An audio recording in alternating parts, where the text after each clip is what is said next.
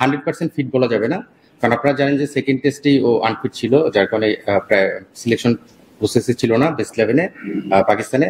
তারপরে যেটা হয়েছে সেই প্রসেসেই তাকে ফলো আপের মধ্যে রাখা হয়েছে, ফিজিও ট্রেনাররা তাকে লুক আফটার করতেছেন। সে 100% ফিট বলবো না টেস্টের জন্য, কারণ টেস্ট আপনি জানেন যে 15-20 ওভার বোলিং করতে দরকার হতে পারে, সামনে আমাদের টি-20 খেলাও রয়েছে, সো সেটাও আমাদের ইম্পর্টেন্ট প্লেয়ার শরীফুল হোয়াইট বলের জন্য। সেই জায়গা থেকে যেহেতু 100% ফিট না, আমরা আসলে ওই রিস্ক জায়গাটায় যেতে যাচ্ছি না, বিকজ আপনারা জানেন যে টেস্ট স্কোয়াড আমাদের এখন কমপ্লিট করার মতো বেশ কিছু প্লেয়ারকে আমরা রেডি করতে পেরেছি, এখন তো ফিট আছে। সো সেই জায়গা থেকে শরীফুলের ইনক্লুশনে আমরা রিস্কতে যাইনি।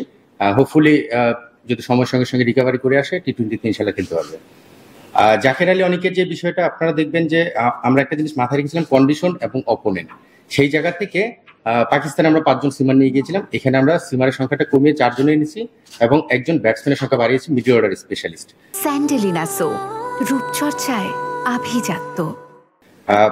আমাদের টিম কম্বিনেশন আমাদের মনে হয়েছে যে মিডল অর্ডার একটা অপশন বাড়ানো আমাদের দরকার, যেহেতু কন্ডিশন এবং আমরা কোনো অপোনেন্ট, সেই জায়গা থেকে আমরা মিডল অর্ডার অপশনটা বাড়িয়েছি। থার্ড পার্ট যেটা আপনি জিজ্ঞেস করেছেন, ওয়াই জাকির, এখানে আপনারা জানেন যে লাস্ট আমাদের সবগুলো প্ল্যানের মধ্যে দীপু ছিল। একটা জিনিস লক্ষ্য করবেন, দীপু যখন ম্যাচ খেলেছে আমাদের সাকিব এবং মুশফিক সবসময় অ্যাভেলেবেল ছিল না, কেউ একজন অনুপস্থিত ছিল, তখন কিন্তু দীপু ম্যাচগুলো অপরচুনিটি পেয়েছে এবং খারাপ ভালো মিলিয়ে খেলেছে, আমি বলবো না খুব ভালো খেলেছে বা খুব খারাপ খেলেছে। রিসেন্ট পারফরমেন্সটা আমরা এখানে জাস্টিফাই করেছি।